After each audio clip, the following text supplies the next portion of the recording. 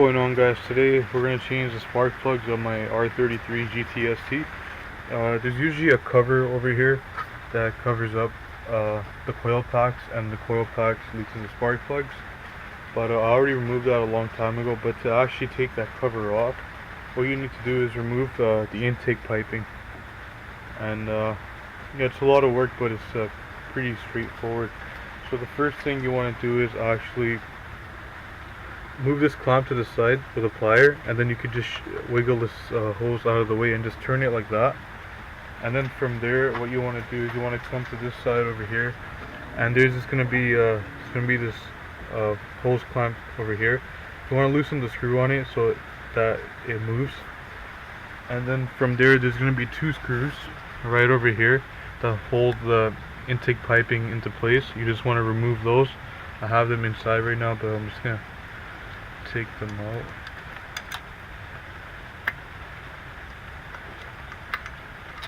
And then next thing you want to do is come to this side over here. There's going to be another hose over here, and same thing, there's a clamp on it. Move the clamp out of the way, and then you can just wiggle this out. And then next thing you want to do is there's going to be another hose clamp over here. You just want to loosen that just so it moves around. This is for the blow off valve. You don't need to take this off right now. It's just when you're taking the intake piping off, you'll need to wiggle a little bit, and then this will just come out. And then there's going to be another hose under the blow off valve. It'll be easier to access once you remove the other screws, but it's like right over here. Maybe I could take that off right now. No, it's kind of hard. I'll need a plier for that. And then you just kind of want to wiggle it off too. Then you want to move on to another hose clamp at the end of the intake. So right there, the first one. Loosen that again just so it can move. And then that's it for that. And then there's going to be another hose over here, and you can just pull that off just like that. And you can move that to the side. And then we can take that intake piping off. One more thing, I put this strut bar in myself, so if your car doesn't have it, don't worry about it. So you might not have a strut bar there, so you don't need to remove that even if you have one. Alright guys, there's another hose clamp you want to loosen. We loosened this one by the blow off valve, but you got to do this one too, because when you're taking the intake piping off, this one has to move a little bit, or else it's hard to take the intake piping off. Okay, so I got the piping off. What I did was I just pulled this way like that, and it came off. So next thing we want to do is remove these two hoses over here. They come from the intake piping. I want to move the clamp over here, and then pull it out. And then there's going to be another one, smaller one. You want to pull that off too, and that's it. And then there's going to be another one on this side. Come to this side, and then it's going to be right there under the blow off valve. So might need a plier for that one. I got that one out too.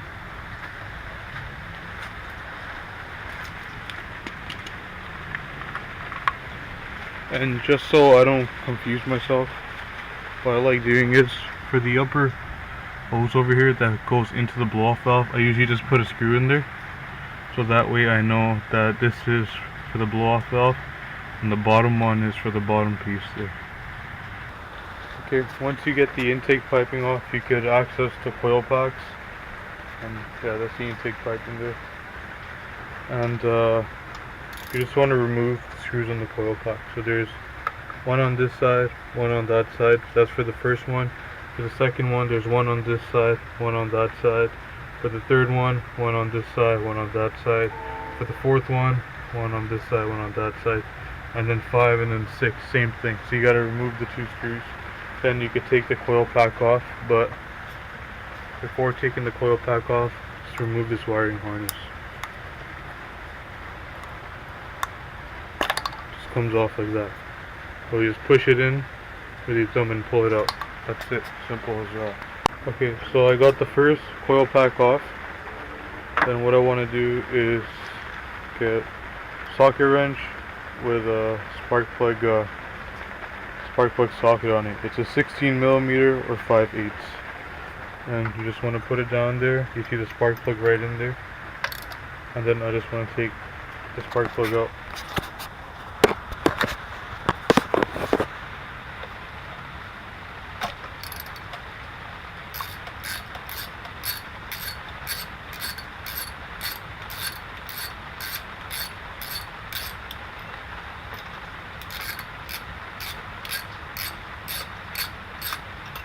Okay,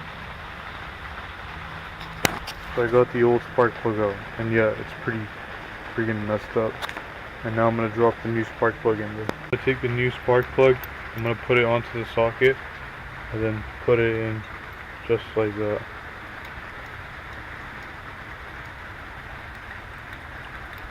My hand tighten it first, and then I'm going to use the socket wrench, tighten it up completely.